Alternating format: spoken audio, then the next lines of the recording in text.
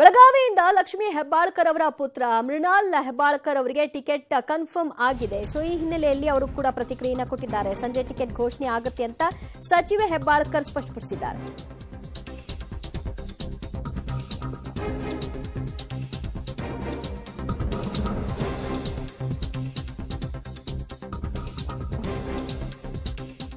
ಬೆಳಗಾವಿಯಿಂದ ಲಕ್ಷ್ಮೀ ಹೆಬ್ಬಾಳ್ಕರ್ ಅವರ ಪುತ್ರ Mrinal ಹೆಬ್ಬಾಳ್ಕರ್ಗೆ ticket confirm ಆಗಿದೆ. ಇನ್ನು ಸಂಜೆ ಟಿಕೆಟ್ ಘೋಷಣೆ ಆಗುತ್ತೆ ಅಂತ ಸ್ವತಃ ಸಚಿವೆ ಲಕ್ಷ್ಮೀ ಹೆಬ್ಬಾಳ್ಕರ್ ಅವರೇ ತಿಳಿಸಿದ್ದಾರೆ.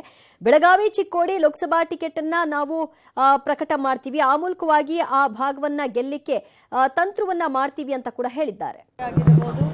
ಚಿಕ್ಕೋಡಿ ಲೋಕಸಭಾ ಆಗಿರ್ಬೋದು, ಕೆನರಾ ಲೋಕಸಭಾ ಆಗಿರ್ಬೋದು, ಒಂದು ಸ್ಟ್ರಾಟರ್ಜಿ ಮಾಡ್ಕೊಂಡು, ಯಾಕಂದ್ರೆ ಜಿಲ್ಲೆನಲ್ಲಿ ಇಬ್ಬರು ಮಂತ್ರಿಗಳಿದ್ದೀವಿ, ಸೊ ಎಲ್ಲ ಕಡೆ ಒಂದು ಸ್ಟ್ರಾಟರ್ಜಿ ಮಾಡ್ಕೊಂಡು ಓಡಾಡ್ತಾ ಇದ್ದೀವಿ.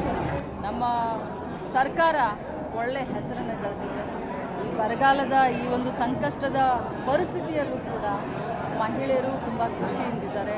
ಗೃಹಲಕ್ಷ್ಮಿ ಆಗಲಿ, ಅನೇಕ ನಮ್ಮ ಯೋಜನೆಗಳು ಜನರನ್ನ ತಲುಪಿದ್ದಾವೆ. ಸೊ ಹೀಗಾಗಿ ನಮಗೆ ಕಾನ್ಫಿಡೆನ್ಸ್ ಇದೆ. ನೋಡಿ, ಯಾರು ಕೂಡ ಬಯಸಲಿಲ್ಲ ಇಲ್ಲಿವರೆಗೂ ಕೂಡ, ಎಲ್ಲಿ ಪ್ರಿಯಾಂಕಾ ಜಾರಕಿಹೊಳಿಯವರಾಗಲಿ, ಮೃಣಾಲ್ ಆಗಲಿ ಸ್ಪರ್ಧೆ ಮಾಡ್ತೀವಿ ಅಂತ ಹೇಳಿ.